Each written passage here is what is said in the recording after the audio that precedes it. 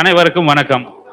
முனைவர் காசோ ராதாகிருஷ்ணன் ஜோதிட ஆய்வு மையம் கேபி அவர்களின் தலைவர் திரு ராதாகிருஷ்ணன் ஐயா அவர்களுக்கு நன்றியை தெரிவித்துக் கொண்டு எனக்கு இந்த வாய்ப்பை வழங்கியதற்கு நன்றியை தெரிவித்துக் கொண்டு எனது குருமார்களுக்கு பாதங்களை நமஸ்கரித்து விட்டு இன்றைக்கு பார்த்தீங்கன்னா கேபி அப்படிங்கிறதுல ஒரு பாவ முனையின் உபநட்சத்திரம் எந்தெந்த வீடுகளை தொடர்புகளதோ அதனுடைய பாவ கொடுப்பனைகளை பலமா கொடுக்குங்க. இன்னைக்கு திருமண பாவமான 7ஆம் பாவத்தின் உபநட்சத்திர அதிபதி லக்னம் முதல் 12 பாவங்களை தொடர்பு கொண்டா எந்த மாதிரியான பலன் இருக்கும்னு பார்க்கலாங்க.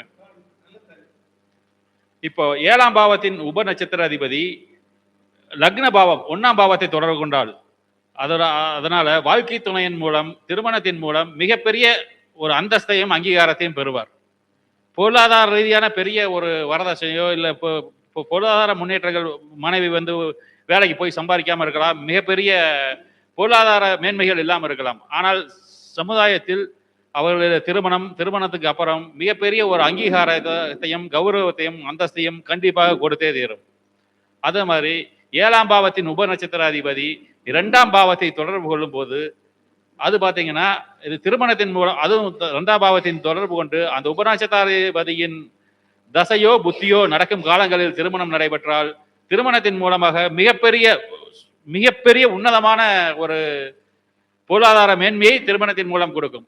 இப்ப சில கல்யாணங்கள்ல பாத்தீங்கன்னா மிகப்பெரிய சொத்துக்கள், மிகப்பெரிய வரதட்சணைகள்லாம் வரும்போது பாத்தீங்கன்னா இது 7ஆம் பாவத்தின் உப நட்சத்திர அதிபதி 2ஆம் பாவத்தை தொடர்பு கொண்டு அது தசாபுத்திகள் நடக்கும் போது இது வலுவா நடக்கும்.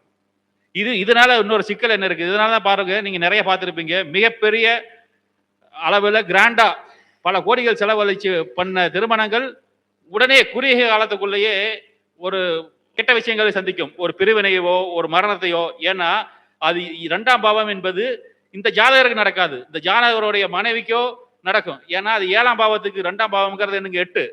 இப்ப நீங்க நிறைய பார்த்திருப்பீங்க, மிகப்பெரிய பொருளாதார அளவில் செய்யப்பட்ட திருமணங்கள் முறிவை சந்திக்கும், இல்லை மரணத்தை சந்திக்கும். இது ஏன்னா இது கேபி அவ்வளவு துல்லியமா சொல்லுதுங்க. எங்க 2 செயல்படுதோ அந்த தசாபுத்தி நடக்கும் போது மிக கிராண்டா கல்யாணம் பண்ணுவாங்க குறுகிய காலத்துக்குள்ள. ஏன்னா அந்த தசாபுத்தி நடந்துட்டு இருக்குதுங்க. அந்த அந்தரங்கள் மாறும்போது 7க்கு 8 செயல்பட்டு அதை அப்படியே வாஷ் அவுட் பண்ணி விட்டு போயிருங்க. இதை நீங்க நுணுக்கமா ஆய்வு பண்ணி பாருங்க. நான் இந்த மாதிரி ஜாதகங்களை சேகரிச்சுட்டு இருக்கிறேன். ஒரு நாள் போட்டு அதை நான் ஜாதகங்களை போட்டே சொல்றேன். 2வது பாத்தீங்கன்னா 7ஆம் பாவத்தின் உபநட்சத்திராதிபதி இதுல பாத்தீங்கன்னா அந்த 2ஆம் பாவத்தை தொடர்பு போது அவங்க வெளியில பாத்தீங்கன்னா ரொம்ப பகட்டா வாழ்வாங்க, ஆனா உள்ளுக்குள்ள ஒரு அந்யோன்யம் இருக்காது. ஏன்னா அது 2ஆம் பாவத்தையே செயல்படுத்துது. பொருளாதார சம்பந்தமா பார்த்தா 2 பேருமே ரொம்ப கிராண்டா இருப்பாங்க, 2 பேருமே விஐபியா இருப்பாங்க, பெரிய தொழில் இருப்பாங்க. ஆனா உள்ளுக்குள்ள குடும்பத்துக்குள்ள போய் பாத்தீங்கன்னா ஒரு மன நெருக்கமோ அந்த உயிர் சார்ந்த பாவங்கள் அது இயங்காதனாலதான் அந்த பிரச்சனைங்க. 2வது பாத்தீங்கன்னா 7ஆம் பாவத்தின் உபநட்சத்திர அதிபதி 3ஆம் பாவத்தை தொடர்பு கொள்ளும் போது, அப்படி பாத்தீங்கன்னா 3ஆம் பாவத்தின் தொடர்பு கொள்ளும் போது என்ன ஆகுதுன்னா கல்யாணம் நடக்குங்க. இது 3, 7, 11 வர்றதுனால உயிர் சார்ந்த பாவங்கள், அகம் சார்ந்த பாவங்கள் வர்றதுனால திருமணம் நடக்கும். திருமணம் நடந்த உடனே ஒரு பிரச்சனை வரும், தனி குடித்தனம் போகணும் அப்படின்னு சொல்லி போவாங்கல்ல, அதுல எல்லாம் பாருங்க இது 3ஓட சம்மந்தப்பட்டிருக்கும். ஏன்னா 3 அப்படிங்கிறது பிரிவினைங்க, கூட்டு குடும்பத்துக்கு சப்போர்ட் பண்ணாது. ஏன்னா 4ங்கிறது குடும்பம், அதுக்கு 12 வர்றதுனால கூட்டு குடும்பத்துக்கு சம்பந்தப்படாது. அதனால தனி குடித்தனம் போயிருவாங்க. அப்படி தனி குடித்தனம் போகலினா வேலை நிமித்தமா என்ன பண்ணிடுவாங்க, டெம்பரவரியா பிரிஞ்சிருப்பாங்க. உடனே அந்த கல்யாணம் நடந்ததுக்கு அப்புறம் பெங்களூர் ஒரு ஊருக்கு டிரான்ஸ்பர் வந்துடும். அடிக்கடி ஒரு 2 நாள் ஒரு வாரம் போயிட்டு வருவார், 3 நாள் ஒர்க் ஃப்ரம் ஹோம். அப்படி ஒரு பர்மனன்ட் பிரிவு இல்லைங்க. 3 டெம்பரவரி ஒரு டிராவல், இல்ல 3 மாசம் 1 மாசம் ஃபாரின் போயிட்டு வர்றது, இது மாதிரி டெம்பரவரியான ஒரு பிரிவினை கொடுத்துட்டே இருக்குங்க. இதெல்லாம் அக்யூரேட்டா வேலை செய்யும் அந்த பாவ தொடர்புகள். கேபி அதுதான் ஆச்சரியம்ங்க. அந்த பாவ முனைகள் எதை தொடர்புதோ இதுதான் குடுப்பனை. இந்த பலன் கூடுறதோ குறையிறதோ அதனுடைய தசா புத்திகள் நடக்கும் போது ஒரே அடி அடிச்சுட்டு போயிருங்க. இல்லைனாலும் இது வாழ்க்கை ஃபுல்லா இதுதான் நடக்கும். ஏன்னா இது விதி கொடுப்பனை. இப்போ ஒரு வண்டியை மேனுஃபேக்சர் பண்ணும்போது 180 சிசினா அது 180 தான் மேக்ஸிமம் கெப்பாசிட்டி. நீங்க என்னதான் போனீங்களோ 180க்கு மேல போகாது. 50 சிசினா 50 சிசி தான். இந்த பாவ தொடர்புகள் அதனுடைய கெப்பாசிட்டியை தெளிவா டிசைன் பண்ணும் போதே பிரம்மா அப்படியே டிசைன் பண்றாங்க. இதோட கெப்பாசிட்டி இவ்வளவுதாங்கிற அவ்வளவுதான். அது நீங்க எப்போ 180ல போவீங்க, 160ல போகும்போது சேலம் NHல போகும்போது போனீங்கன்னா 180ல போகலாம். அதே இங்க டவுன் ஹாலுக்குள்ள போகும்போது 180 போக முடியாது. அதான் தசாபுத்தி. உங்களுக்கு தசாபுத்தி வலுவா இருக்கும் போது 180 சிசி வண்டி 180ல போகும். ஆனா இது 6-8 செயல்படும் போது 180ல போறது அதுக்கு மேல அந்த கெப்பாசிட்டி தாண்டி ரிட்டர்ன் வராத இடத்துக்கு போயிருதுங்க. அவ்வளவுதான். இது ஜோசியரை ரொம்ப அனுபவிச்சு பாத்தீங்கன்னா ரொம்ப அப்படியே புல்லரிச்சு போயிருங்க சில விஷயங்கள்லாம். அடுத்து சொத்துக்கள். அதாவது பில்டிங், கட்டடம், அசையா சொத்துக்கள் இதெல்லாம் கிடைக்கிறது பார்த்தீங்கன்னா 7ஆம் பாவம் 4ஆம் பாவத்தோட தொடர்பு கொள்ள போகுது. இதில் என்ன ஆயிருன்னு பார்த்தீங்கன்னா 5ஆம் பாவத்துக்கு 12ஆம் பாவமாக வர்றதுனால எல்லாம் மிகப்பெரிய பொருளாதார வெற்றியை கொடுக்கும். ஆனால் குழந்தைகளில் சிக்கலை கொடுத்து விட்டுரும். ஒன்று குழந்தை இருக்காது, இல்லை குழந்தை டிலே ஆகும், இல்லை குழந்தை பிறந்தாலும் குழந்தைக்கு அதாவது குழந்தையினால ஒரு மனநிலையை பாதிக்கும். ஏன்னா 5க்கு 12ஆக வருது பாருங்க. 7ஆம் பாவத்தின் உபநட்சத்திரபதி 4ஆக வரும்போது பொருளாதாரங்கிறத விட சொத்துக்கள் சேர்ந்த சிற சொத்துக்கள் சார்ந்த விஷயங்களில் மிகப்பெரிய வெற்றியை கொடுக்குது.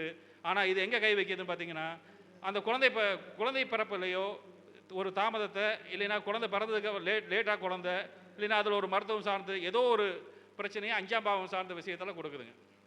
அடுத்து பார்த்தீங்கன்னா 7ஆம் பாவத்தினுடைய உபநட்சத்திராதிபதி 5ஆம் பாவத்தை தொடர்பு கொள்ளும் போது பார்த்தீங்கன்னா இது ஒரு திருமண வாழ்க்கைக்கு மிக அற்புதமான அமைப்புங்க. அதாவது ரொம்ப அந்யோன்யமாக வாழ்கிறாங்க இல்லைங்களா, அவங்களுக்கெல்லாம் பாருங்கள் 7ஆம் பாவத்தோட உபநட்சத்திராதிபதி 5ஆம் பாவத்தை தொடர்பு கொண்டு இருக்கும். ஏன்னா 5ஆம் பாவம் அதுங்க அன்பு, பாசம், நேசம், காதல், ஒரு புரிந்துணர்வு, அனுசரித்து செல்லுதல், கருணை, இரக்கம், இது எல்லாமே 5 அப்படிங்கிறது ஒரு லௌகிகான விஷயங்களுக்கு ரொம்ப முக்கியமான பாவம் 1, 5, 9. அதில் 9 கூட 7ஆம் பாவத்துக்கு 3ஆக செயல்பட்டு அது மல்டிபிள் மேரேஜை கொடுத்துரும். 5ங்கிறது தான் அற்புதமான ஒரு நிலைமைங்க. 7ஆம் பாவம் 5ஆம் பாவத்தை தொடர்பு கொள்ளும்போது இதுதான் சொல்லுவாங்க, அதாவது பூர்வ ஜென்ம பந்தம் அப்படிங்கிற மாதிரி பார்த்தீங்கன்னா சில தம்பதிகள் ரொம்ப இணைப்பிரியாமல் வாழ்வாங்க. அது 5ஆம் பாவத்தோட தொடர்பு கொள்ளும்போது. அதுக்கப்புறம் பார்த்தீங்கன்னா 7ஆம் பாவத்தின் உபநட்சத்திராதிபதி 6ஆம் பாவத்தோடு தொடர்பு கொள்ளும்போது இது திருமணம் நடக்கும்போது என்ன ஆகுதுன்னு பார்த்தீங்கன்னா திருமணத்துக்கு அப்புறம் எதிர்பாராத ஒரு கடனை கொடுக்குது, இல்லைன்னா ஒரு கோர்ட்டு கேஸை கொடுக்குது, இல்லைன்னா ஒரு கடன், வம்பு, வழக்கு, ருணம், ஒரு நோய், ருணம், ரோகம், சத்ரு, அதாவது சத்ருனா இவங்க திருமணம் ஆனது கோர்ட்டு கேஸு டைவர்ஸ் போயிடுறாங்க சில பேர். என்ன காரணம்னே தெரியாது. ஆனால் இது 7ஆம் பாவம் 6ஆம் தொடும்போது ஒன்றும் இல்லாத பிரச்சனை பெரிய விஷயமாயிரும், இல்லை சம்மந்தமே இல்லாமல் எனக்கு பிடிக்கல, இதில் எதிர்பாராத விதமாக ஒரு கடன் ஆயிரும், ஏதோ ஒரு வகையில் ஒரு கடன் ஆகி அது கடனே பெரிய பிரச்சனையாகி ஒரு பிரிவினையை கொடுக்கும். கடன், வம்பு, வழக்கு, பிரச்சனை, டெம்பரவரி பிரச்சனைகளை கொடுக்கும். இது ஏன்னு கேளுங்க, 7ஆம் பாவம் 6ஆம் பாவத்தோட தொடரும்போது 7க்கு 12ஆக வருதுங்க. அதனால் ஏதோ ஒரு விரயத்தை கொடுத்து, ஏதோ ஒரு பிரச்சனையை கொடுத்து, ஒரு டெம்பரவரி பிரிவினை கொடுத்து வம்பு வழக்கில் ஓடி நிறுத்திடும், இல்லைன்னா ஒரு பிரிவினை கொடுத்துரும். தசாபுத்தி நடந்ததுன்னா டெம்பரவரியாக பிரிச்சே வச்சிருதுங்க.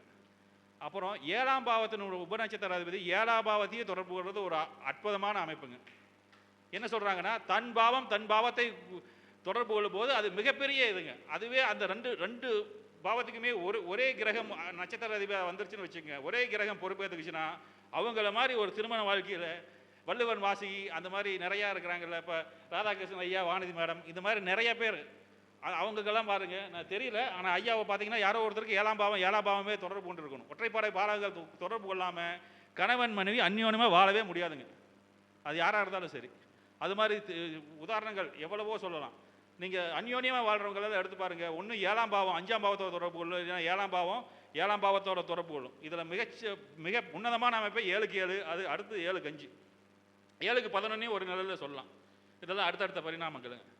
அதுக்கடுத்து பார்த்தீங்கன்னா 7ஆம் பாவத்தினோட உபநட்சத்திராதிபதி 8ஆம் பாவத்தை தொடர்பு கொள்ளும் போது, 7ஆம் பாவத்தின் உபநட்சத்திராதிபதி 8ஆம் பாவத்தை தொடர்பு கொள்ளும் போது என்ன ஆகுதுன்னு பார்த்தீங்கன்னா இது ஒரு பிரச்சனை,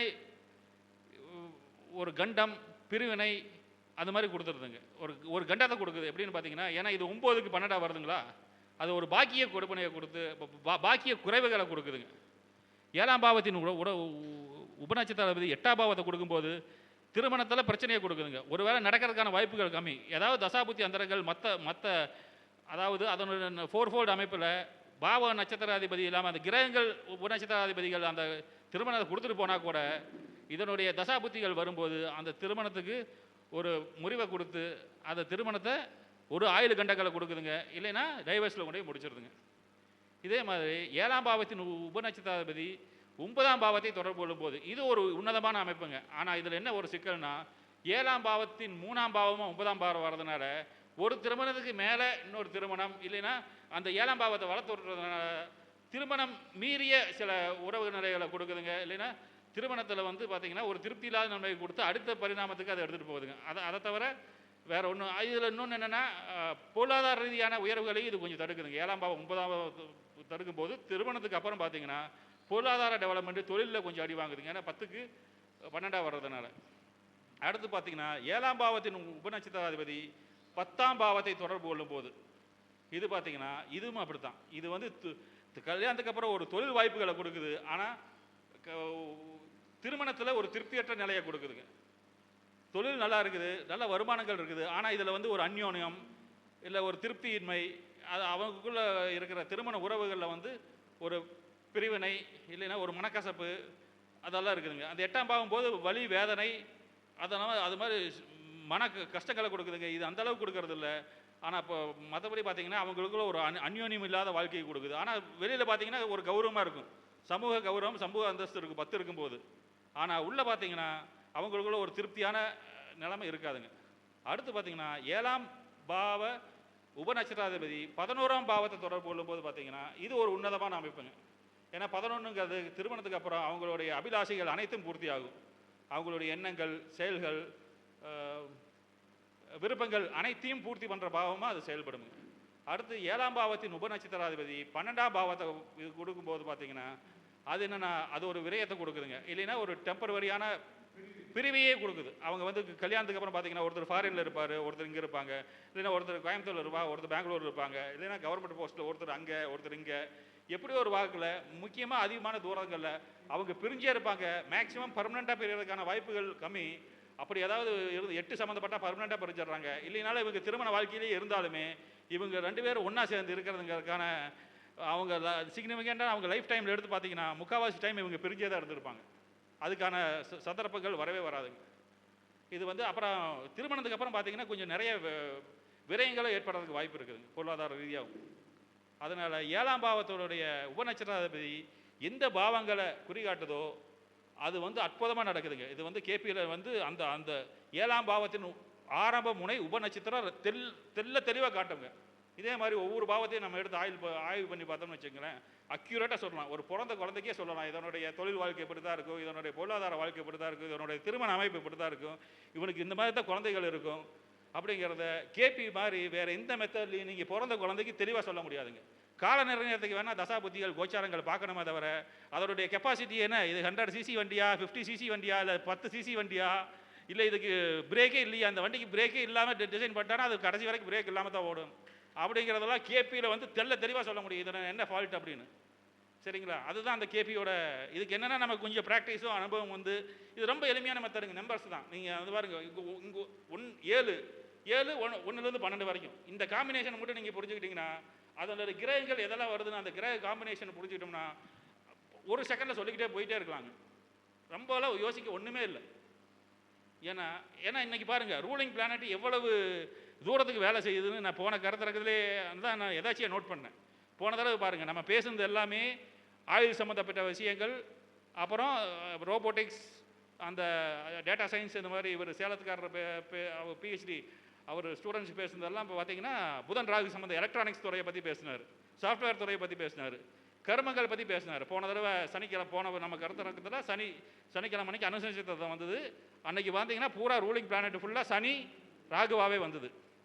இன்றைக்கி காலையிலேருந்து பாருங்கள், காலையில் ஃபஸ்ட்டு முதல்ல பேசுனதுலேருந்து பார்த்தீங்கன்னா இன்றைக்கி எல்லாமே திருமணம் சார்ந்து தான் பேசுனாங்க. சண்முகம் ஐயாவாக இருக்கட்டும், இல்லை இவங்களாக இருக்கட்டும், ஐயா பேசுனது எல்லாமே பார்த்தீங்கன்னா திருமணம் திருமணம் திருமணம் திருமணம். அந்த திருமணத்தில் ஃபஸ்ட்டு பேசுனது பார்த்தீங்கன்னா திருமணம் நம்ம குருமணியிடம் பேசும்போது கூட ஃபஸ்ட்டு டைவர்ஸ் ஆகி அப்புறம் கல்யாணம்னு பேசினார். 2வது கல்யாணம் எப்போன்னு அப்புறம் பேசும்போது பார்த்தீங்கன்னா இதுக்கு எப்போ கல்யாணம் ஆகும், அதுக்கப்புறம் பார்த்தீங்கன்னா கல்யாணம் ஆகி குழந்தைங்க இருக்குமா அப்படின்னு. சுந்தரராஜன் ஐயா பேசும்போது பார்த்தீங்கன்னா திரும்ப கல்யாணத்தையை பற்றி பேசினார். இன்றைக்கி பாருங்கள் 4 பிளானட்டு சுக்கரனோட உபநட்சத்திரத்தில் இருக்குது. சூரியன் பூசத்தில் இருக்கார், அதனுடைய உபநட்சத்திரம் பார்த்தீங்கன்னா சூரியன் என்ற உபநட்சத்திரம் சுக்கரனோட நட்சத்திரம். சந்திரன் புதனோட நட்சத்திரமான கேட்டியில் இருக்கார், அதனுடைய உபநட்சத்திரம் சுக்கரனோட உபநட்சத்திரம். அதுக்கடுத்து பாருங்கள் சனி நின்ற நட்சத்திரம் ரேவதி, அதனுடைய உபநட்சத்திரம் சுக்கரன். அதுக்கடுத்து பார்த்தீங்கன்னா சூரியன் சந்திரன் சனி, சுக்கரன் பூரத்திலே இருக்கார், அவரோட சொந்த நட்சத்திரத்திலே இருக்கிறாரு, அதனுடைய உபநட்சத்திரம் சுக்கரன் பாட்டிலே இருக்கார். சூரியன் சந்திரன் சனி சுக்கரன் பாருங்க, திருமண வாழ்க்கைக்கு சூரியன் சந்திரன் ஒளிக்கிரகங்கள், சுக்கரன் 3மே சுக்கரனோட சாரத்தில் இருக்குது. சனி கர்மாக்காரகனும் என்ன பண்ணுறானுங்க 10-11 அதிபதியான அவனும் சுக்கரனோட உபநட்சத்திரத்தில் இருக்கிறான். அதனால தான் பாருங்க இன்னைக்கு எல்லாமே திருமணம் சார்ந்தே பேசியிருப்போம். இன்னைக்கு காலையிலேருந்து மேக்ஸிமம் டிஸ்கஷன் 90% திருமணம் சார்ந்து. அந்த திருமணத்துலேயும் ஐயா சுந்தரராஜன் ஐயா பேசும்போது என்ன சொன்னார், அவங்க பாக்கியலட்சுமி மேடம் பேசும்போது 2 ஜாதகம் சொன்னாங்க. விஷம் குடிச்சு இறந்துட்டாங்க, இது வந்து அவங்க அம்மாலாம் திருமணம் நிற்கும், இது இறந்துடும் அப்படியெல்லாம் சொன்னாங்க. அது பாருங்கள், 2 கிரக ராகுவோட உபநட்சத்திரத்தில் நிற்கிது. கேது வந்து எதில் நிற்கிறான்? அவனுடைய சொந்த நட்சத்திரமான மகத்தில் நிற்கிறான், அதனுடைய உபநட்சத்திரம் ராகு. செவ்வாய் வந்து அவனோட சொந்த நட்சத்திரமான மிருகசீரிசத்தில் நிற்கிறான், அதனுடைய உபநட்சத்திரம் ராகு. பாருங்கள், செவ்வாயும் கேதுவும் தான் பார்த்தீங்களா, அது செவ்வாயை போலவே கேது செயல்படும். இதனுடைய 2மே உபநட்சத்திரங்கள் ராகுங்கிறதுனால விஷத்தால் மரணம், இல்லைன்னா என்ன அந்த திருமணத்தில் பிரிவினை, செகண்ட் மேரேஜ், இல்லீகல் தொடர்பு. பாருங்கள், இதை ஃபுல்லாக ராகு இன்னைக்கு மேக்ஸிமம் ரூல் பண்ணுறது. இன்னைக்கு டேவை பார்த்தீங்கன்னா சுக்கிரனும் ராகுவும் தான். அதனால் இன்றைக்கி அதாவது நான் கூட 7ஆம் பாவத்தை பற்றி பேசணும்னு நினைக்கல, நிறைய ப்ரிப்பேர் பண்ணி வந்தது, ஒரு ஜாதகம் போட்டிருந்தேன், சரி லாஸ்ட் ஆகி போச்சு, சரி இதை பற்றி பேசலாமே அப்படின்னு. அப்போ பாருங்கள், சுக்கிரனோட ஆதிக்கம் வலுவாக இருக்கும் போது நம்ம அதை பற்றியே இன்றைக்கி பேச வேண்டி வருது. அதனால் கேபியில் பார்த்தீங்கன்னா நம்ம அறியாத நம்மளோட ரூலிங் பிளானெட்டு நம்மளுடைய செயல்களை எந்த அளவுக்கு நம்மளை இயக்குது அப்படிங்கிறது இது மூலமாக தெளிவாக தெரிஞ்சுக்கலாங்க. அது மாதிரி இந்த வாய்ப்பை கொடுத்த ராதாகிருஷ்ணன் ஐயா அவர்களுக்கும் அவருடைய டீம் அனைவருக்கும் எனது பாதாரங்க தொட்டு நமஸ்காரம் பண்ணி என்ன நன்றியை தெரிவித்துக் கொள்கிறேன். ஒரு மகிழ்ச்சியான செய்தி, நடராஜன் அவர்களுக்கு இந்த திருமண ஆய்வு மிக மிக சிறப்பாக வரப்போகிறது என்பது அவர் இப்போது பேசின அந்த 12 கஸ்பல் சப்லாடுமே மற்ற பாவங்களோடு இணைச்சி பேசினதில் தெளிவாக ஆழமாக இருக்கிறாரு. இவருக்கு கருத்து என்னென்னா, 7 வந்து 5ஓடையும் 11ஓடையும் தொடர்பு பண்ணும் பொழுது அந்த மனிதர்கள் சிறப்பான வாழ்க்கை வாழ்கிறார்கள். 7 வந்து 5ஓடையும் 11ஓடையும் தொடர்பு பண்ணுற போது அதை கரெக்டாக சொல்லிட்டீங்க. 12 பாவங்களுடைய விளக்கம் மிக மிக மிக சிறப்பு. இதை தொடர்ந்து அந்த பாவகத்தோடு இவர் ஆய்வு பண்ணார்னா இவர் கேபியில் சிறந்த எதிர்காலம் இருக்குது. இன்றைக்கி நான் சொல்கிறேன், இன்னும் 3 வருஷம் 4 வருஷம் போகையில் இவர் கையில் பிடிக்க முடியாத உயரத்துக்கு போயிடுவார், உலகம் முழுவதும் தொடர்பில் இருப்பார். நீண்ட ஆய்வு செய்து சிறப்பான வாழ்க்கை வாழ வாழ்த்துக்கள்.